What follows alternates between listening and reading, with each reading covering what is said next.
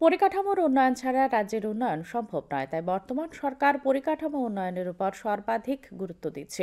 বর্তমান রাজ্য সরকারের দ্বিতীয় বর্ষপূর্তি উপলক্ষে আয়োজিত সভায় ভাষণ দিতে গিয়ে কথা বলেন মুখ্যমন্ত্রী ডাক্তার মানিক সাহা।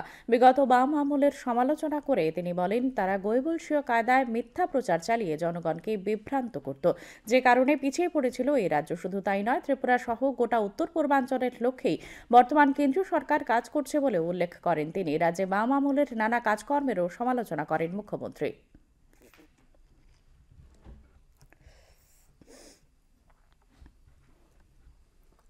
বন্ধুগণ, 25 বছরের কমিউনিস্ট দুঃশাসন থেকে 2018-তে মাননীয় প্রধানমন্ত্রীজির আশীর্বাদে আমরা ত্রিপুরাবাসী মুক্তি লাভ করেছি।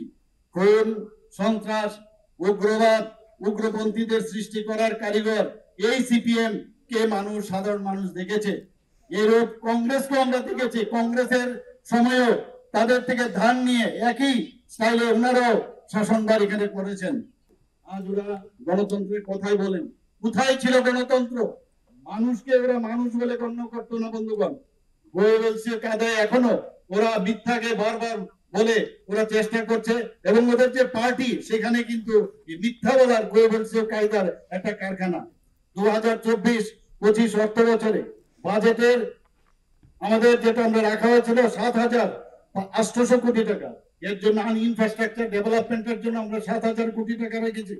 ইনফ্রাস্ট্রাকচার যদি ডেভেলপমেন্ট না হয়, তাহলে কোনো অবস্থায় বাইরের থেকে ইনভেস্টররা আসবে না, বা পার্মানেন্ট কোনো যে ইনভেস্ট করার পরে যে পার্মানেন্ট যে স্ট্রাকচার সেটা যদি না থাকে, তাহলে অর্থনীতিরও সমৃদ্ধি হবে না।